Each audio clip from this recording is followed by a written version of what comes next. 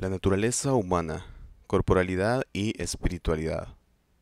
Antropología de la educación, maestría en asesoría educativa.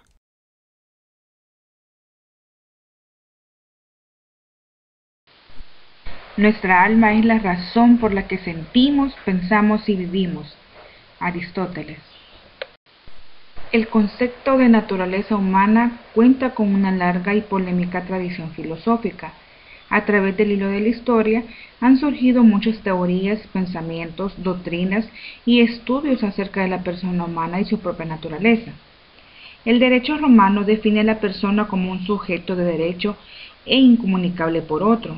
El vocablo persona entonces está relacionado con la noción de prominente o revelante y la dignidad según la cultura clásica.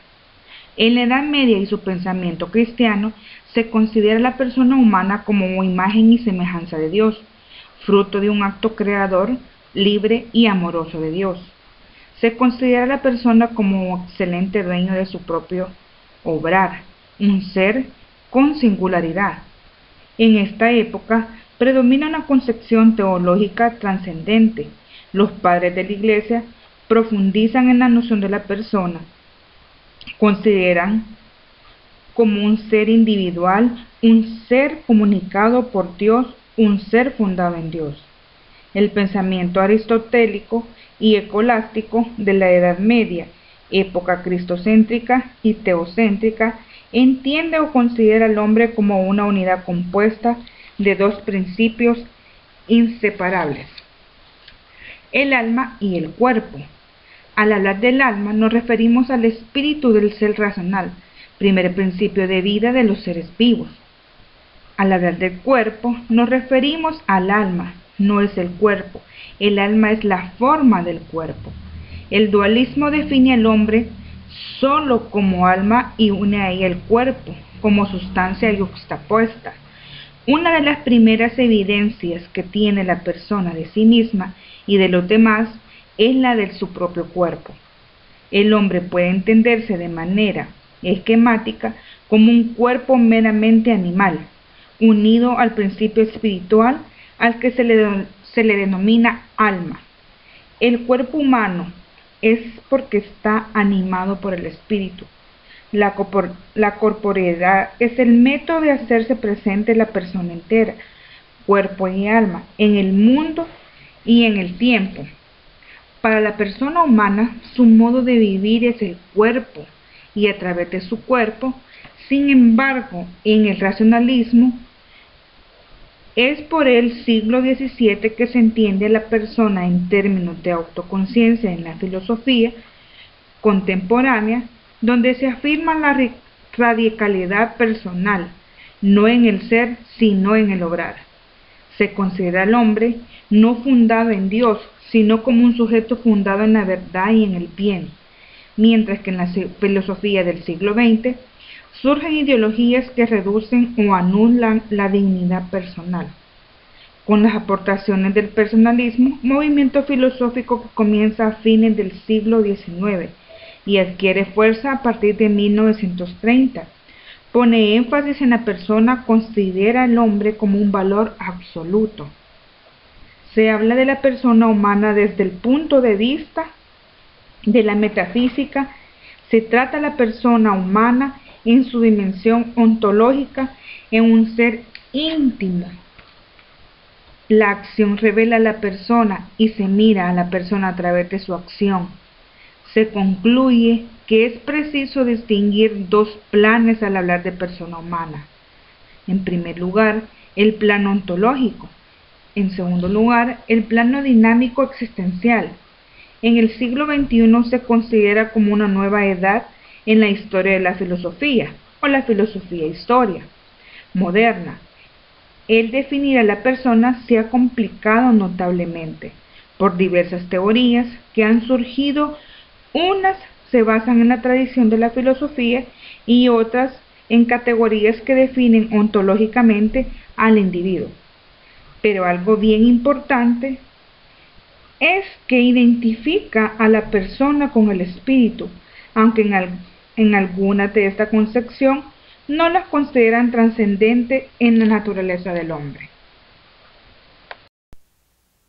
Síntesis sobre la naturaleza humana.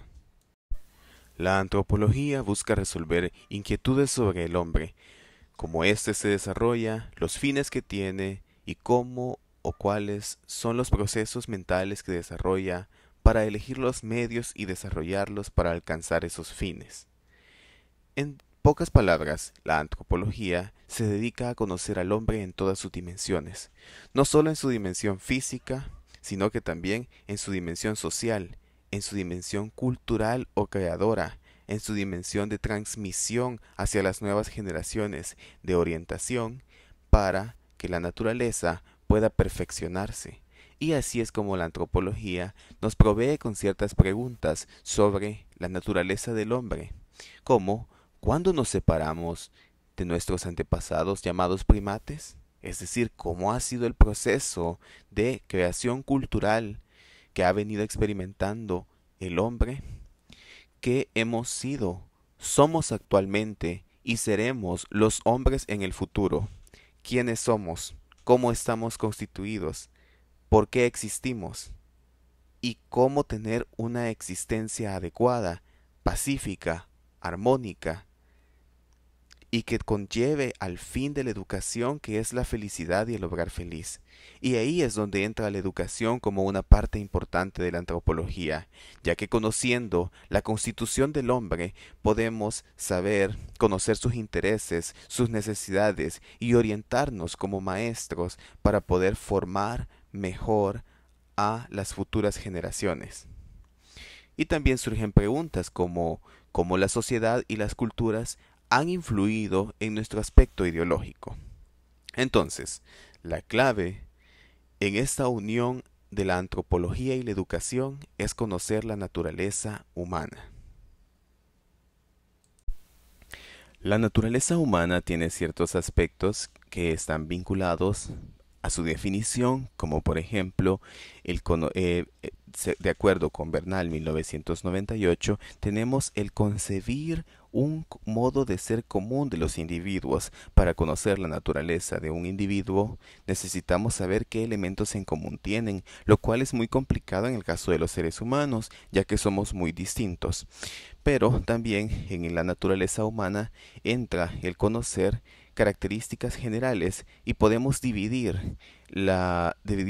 a los seres en seres inertes, es decir, que no tienen autorrealización, que no tienen objetivo, que no tienen un fin, que son totalmente fijos porque sus acciones no van a cambiar para nada. Y también tenemos seres vivos, dentro de los cuales hay distintos grados de naturaleza. Por ejemplo, los seres vivos a nivel vegetativo tienen una autorrealización, ya que cumplen con nacer, crecer, reproducirse y morir, además de tener un objetivo, y además de eso tienen algunas propiedades inmanentes, es decir, que son propiedades que se obtienen del exterior y que tienen un fruto o un resultado en el interior, y que eso se guarda en ellos, como sería la nutrición que obtienen las plantas a través de la fotosíntesis. Luego tenemos los animales, quienes actúan por instintos, pero tienen distintas reacciones a diferentes estímulos.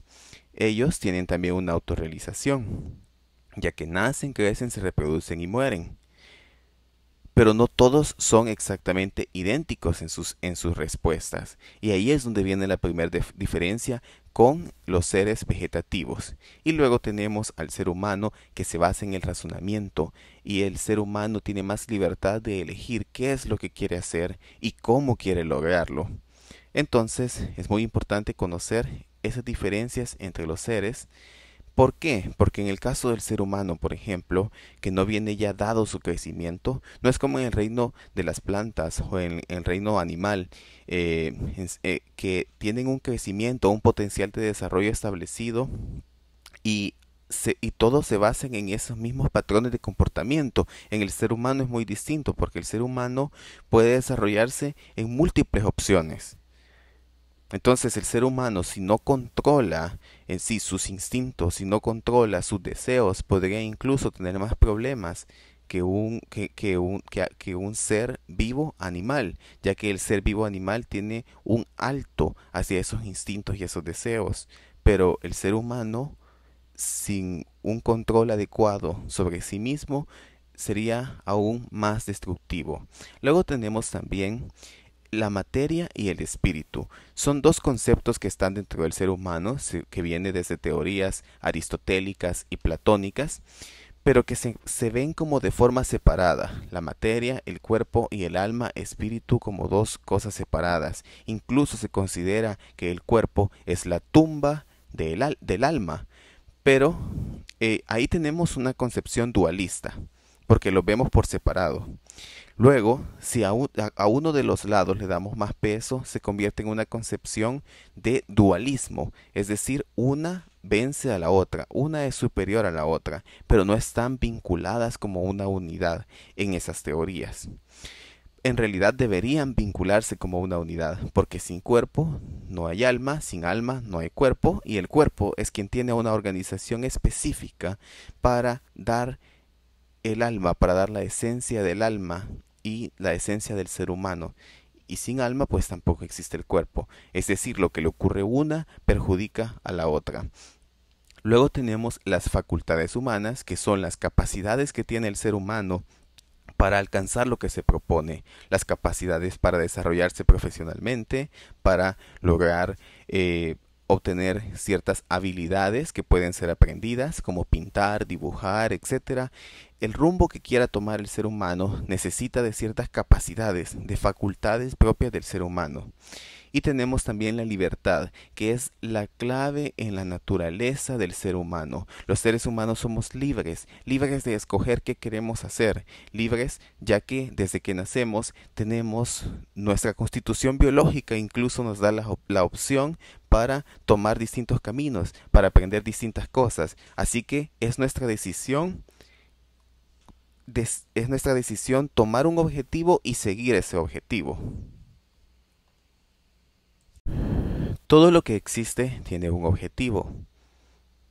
O o se van los seres humanos planteando los objetivos y van cumpliendo esos objetivos, al igual que las plantas tienen su objetivo. La diferencia está en que las plantas y los animales tienen más objetivos como especie, es decir, sobrevivir como especie, reproducirse para la supervivencia como especie, pero el ser humano no busca solo reproducirse, no busca solo la supervivencia. No estamos solo apegados al ritmo de nacer, crecer, reproducirnos y morirnos, sino que también tenemos otros objetivos personales que cada quien desarrolla y que cada quien alcanza de una forma distinta. Entonces, en los seres inertes, por ejemplo, que no tienen un objetivo, solo hay para ellos impulsos externos para que sirvan a un objetivo, pero ellos en sí no tienen ningún objetivo. En cambio, los seres vivos, como los humanos, los animales, sí tenemos un objetivo. En el caso de los animales es supervivencia, pero es un objetivo. Y en el caso de los humanos son otro tipo de objetivos en los cuales influyen las influencias internas, la motivación intrínseca y los factores del ambiente, la motivación extrínseca.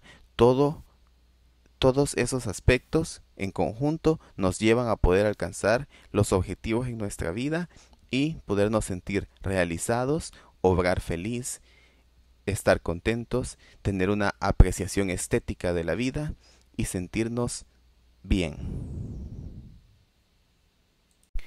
Por naturaleza se busca la perfección. La misma naturaleza impulsa el crecimiento, impulsa a la perfección, porque el ser humano por naturaleza es curioso y busca educarse. Sin buscar educarse, incluso se está educando a través de la vida, que es como una escuela. Por lo tanto, se puede motivar hacia ese perfeccionamiento, hacia ese deseo de conocer, de saber más, hacia ese conocimiento sobre la vida y la realidad, la verdad, y entonces ahí encontrar el, el factor de crecimiento permanente que conlleva a la felicidad, que conlleva al fin de la educación, que es ser felices. Evidentemente, jamás se alcanza la perfección por completo, siempre se aprende algo nuevo y toda la vida es un proceso de aprendizaje, pero el buscar la perfección, el buscar ser mejor, el buscar crecer a nivel personal, profesional, a nivel interno y conocer nuestras emociones para así transmitirlas a los demás, Ese es el sentido que debe tener nuestra existencia, el buscar el perfeccionamiento de la naturaleza que tenemos, de las potencialidades que nos son brindadas desde que nacemos, desde que existimos. La naturaleza nos impulsa a cambiar, a no mantenernos en un estado fijo, porque si estuviésemos en un estado fijo, entonces seríamos materia inerte, pero no seríamos seres que tienen un potencial a desarrollar. Es decir, cuando nacemos con esa capacidad para lograr mucho, pero si no la desarrollamos, nunca lo vamos a lograr. Entonces tenemos que ocupar el potencial que tenemos para irlo convirtiendo, para ir procesando esa materia prima y obtener un buen producto de una forma cambiante. En el caso de los seres humanos, la naturaleza va más allá de lo biológico. Incluso en los animales va más allá de lo biológico, porque ellos también responden a estímulos. Es decir, que ellos tienen ciertas respuestas para ciertas acciones. Y nosotros, que somos seres con razonamiento, tenemos un área más extensa dentro de nuestra naturaleza. No solo dependemos de nuestro desarrollo de crecer o de algo que tenga que ver con nuestro aspecto físico, sino que también dependemos de nuestra forma de pensar, de nuestras ideas, de nuestra cultura, de cómo ocupamos esa cultura para potenciar más crecimientos culturales y así cambiar las realidades en las que se vive. Como seres humanos tenemos un potencial extenso, tenemos un alma. Cada persona tiene alma, es eso que la hace ser especial, que la hace pensar de una forma distinta, es esa configuración del organismo y del cuerpo que permite que cada individuo sea totalmente distinto y que pueda aportar cosas nuevas y de utilidad al mundo, a sí mismo y a la sociedad, a sí mismo también y a la sociedad. Entonces, quiere decir que como no se presenta de forma acabada el producto cuando se nace, es una responsabilidad social y en el caso de los docentes es una responsabilidad del docente el impulsar a los estudiantes a que desarrollen todas esas potencias que están dentro de ellos, a que desarrollen sus curiosidades, habilidades, aspiraciones en la vida para que poco a poco vayan cumpliendo sus objetivos. Todos los individuos nos desarrollamos de forma distinta. Utilizamos distintos medios para lograr los objetivos, tenemos distintos objetivos. Como dice Yepes 1998, uno de los problemas para exponer la naturaleza humana con precisión es el conocimiento de las facultades humanas en la búsqueda de un fin. Cada persona trabaja de una forma distinta.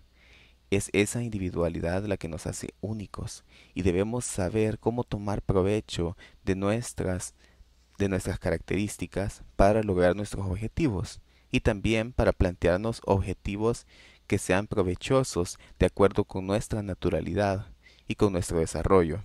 Como seres humanos somos seres sociales, somos seres racionales, somos seres de cultura.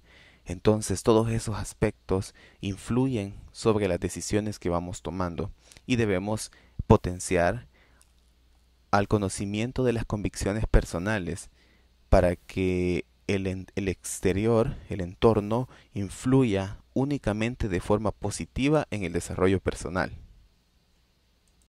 La cultura es principio y fin. ¿Por qué? Porque la cultura influye en nuevas generaciones, genera patrones culturales que son transformados por nuevas generaciones y generan a su vez distintos aspectos culturales o modificaciones a los aspectos culturales ya existentes y permite que se haga una pausa, que se analice la cultura anterior, que se actualice la cultura y que se genere una nueva forma de ser, una nueva forma de crear, de vivir en sociedad o simplemente de crear como persona humana. Es por ello que la cultura se considera un principio, porque es un principio, una base para seguir modificando y actualizando la cultura, y es un fin, porque el fin del hombre es siempre su creación, es siempre esa creación en todas las facetas sociales, que pueden existir, ya que es el legado que se deja a las nuevas generaciones y es la base para, para una vida mejor, para la construcción de un mejor entorno.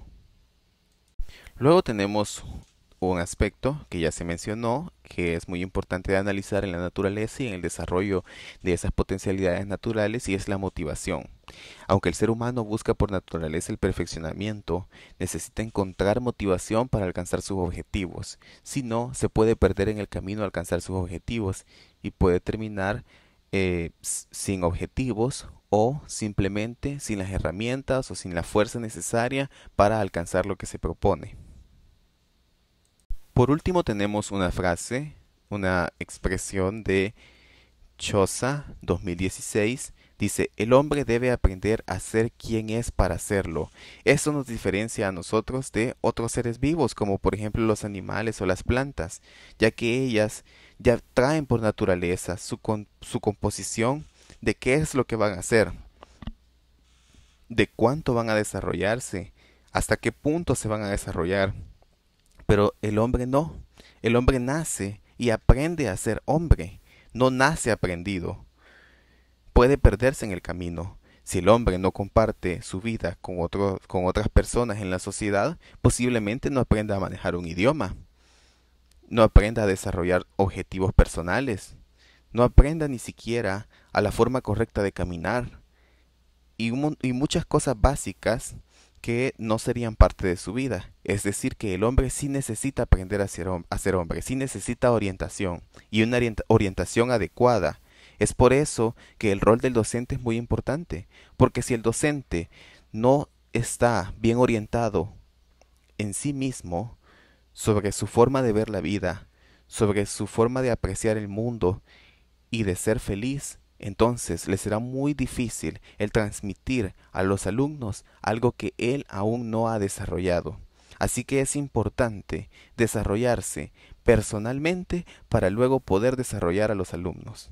Desarrollar en ellos el deseo de conocer, el deseo de crecer, el deseo de siempre ser curiosos y de siempre aprender para cada día ser mejores. Continuando con la explicación del tema la naturaleza humana, se van a mencionar dos dimensiones, las cuales son la corporalidad y la espiritualidad. Durante mucho tiempo se han dado dos explicaciones sustanciales en donde nos explica de que el ser humano es una sustancia material donde se puede encontrar el cuerpo, lo físico, y vista de otra manera como de manera inmaterial, que es donde se menciona el alma o el espíritu. De igual manera, se menciona que el ser humano es dos sustancias unidas, la primera intrínsecamente y la siguiente extrínsecamente. Para un mayor conocimiento del cuerpo y el alma, se deben de tener claro qué son los seres inertes y qué son los seres vivos. Hablaremos primero de los seres inertes. Son aquellos que no pueden cumplir las funciones vitales de un ser vivo, por ejemplo, la reproducción, y entre sus características podemos encontrar como número 1, espacio y tiempo. Todo ser inerte está en un determinado lugar y en un determinado tiempo. Movimiento, como segunda característica, pues se da de forma externa, ya que moverse necesita de un agente externo, ya que por sí solos no pueden moverse. Como tercera característica tenemos partes. Son aquellas que disocian de un determinado motivo. De igual manera, también tenemos a los seres vivos, los cuales son aquellos que están compuestos de materia y forma. Su forma es peculiar, es principio de vida y a esto se le denomina alma. De igual manera que los seres inertes tienen características. La número 1 es el espacio.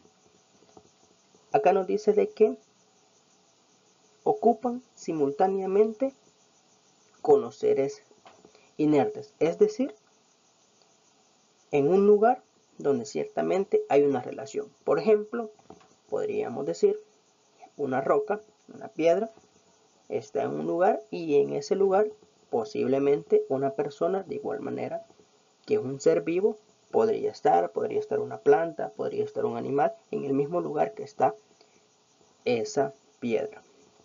Como segunda característica tenemos vida. El ser vivo puede moverse por sí mismo, aunque influyen agentes externos. Como tercera característica tenemos la unidad. Es que está compuesto de un organismo que trabaja en conjunto para poder tener el automovimiento y así tener una individualidad. Tenemos la cuarta característica, que es la inmanencia.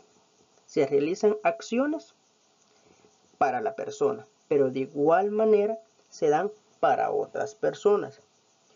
Como última característica, en los seres vivos tenemos las operaciones vitales, que son la nutrición, el crecimiento y la reproducción. En conclusión, la corporalidad es todo lo físico que se encuentra. Es el cuerpo, es lo que podemos tocar, que podemos palpar. Ya se habló un poco de la primera dimensión, que es la corporalidad. En este caso hablaremos de la segunda dimensión, de la naturaleza humana, que es la espiritualidad. La noción de alma surge para diferenciar aquello real, que hace que algunos seres sean vivos y diferenciarlos de los seres inertes y de los seres muertos. Aristóteles nos da una definición y nos dice que el alma o la psique, como acto primero del cuerpo, que posee la vida en potencia. Entonces se dice, como acto primero, es de forma sustancial y que este acto es único para cada persona. El alma y el cuerpo no se pueden ver de manera separada, ya que son coprincipios unidos. De igual manera, tenemos otra definición. Es de Quijano y nos dice que es la forma de un cuerpo organizado.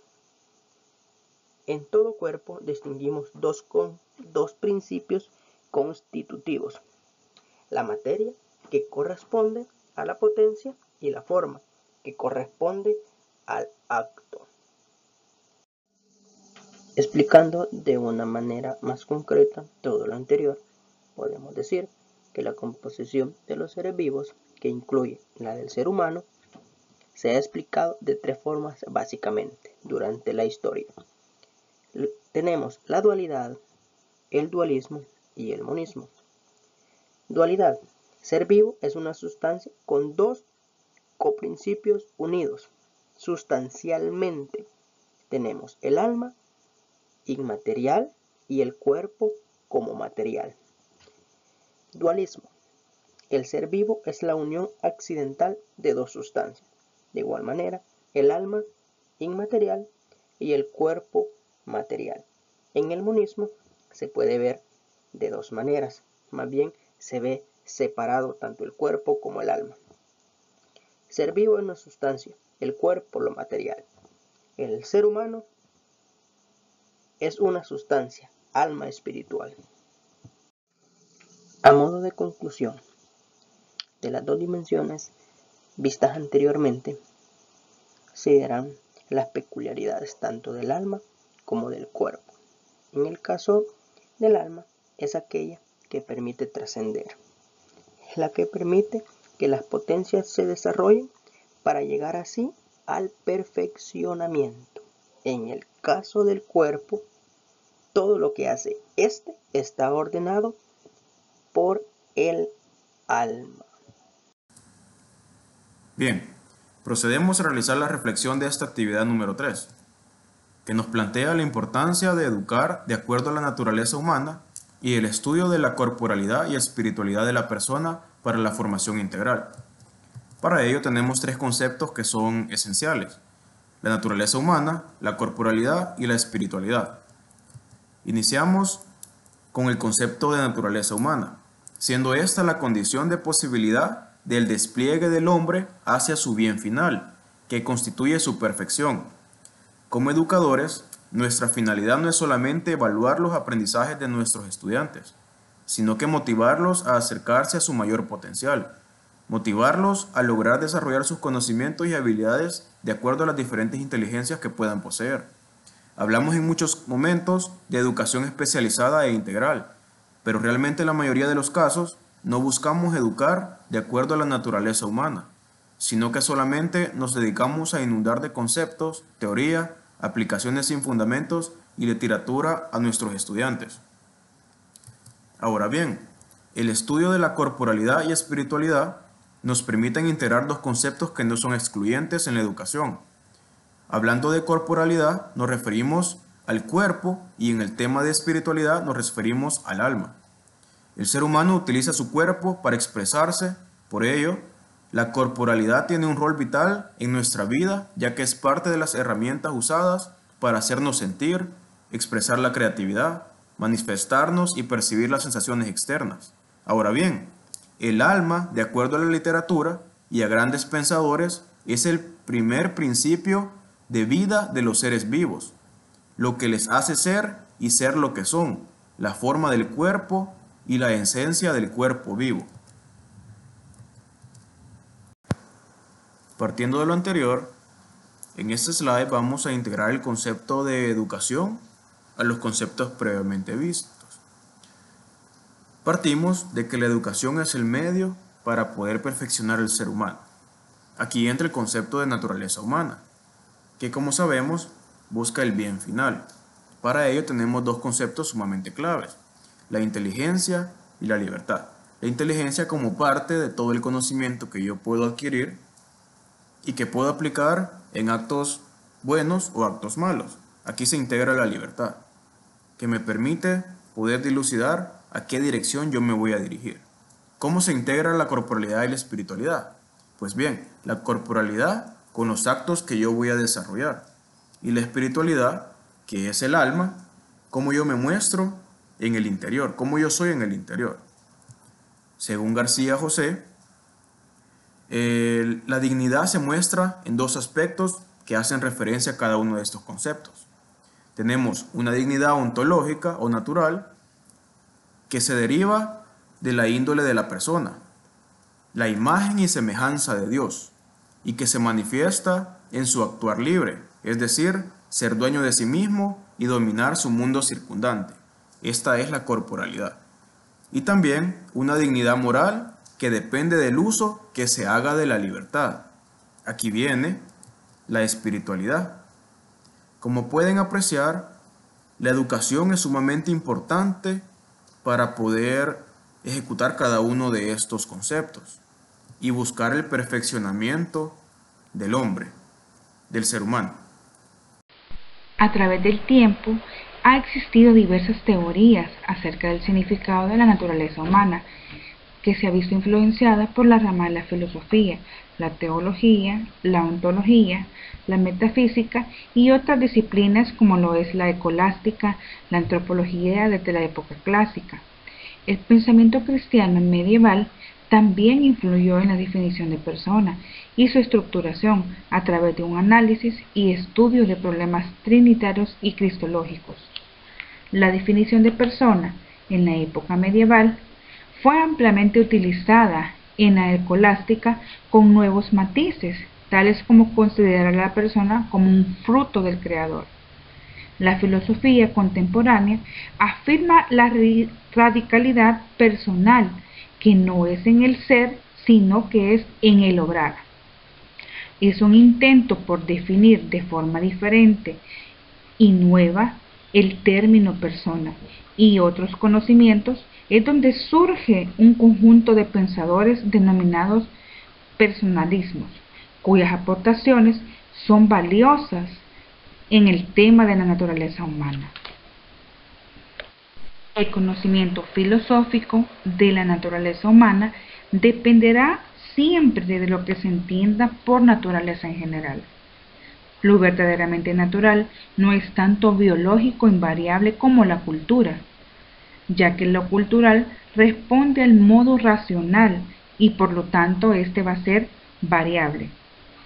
Es importante mencionar que algo propio del hombre es lo biológico, pero se distingue más por el desarrollo cultural.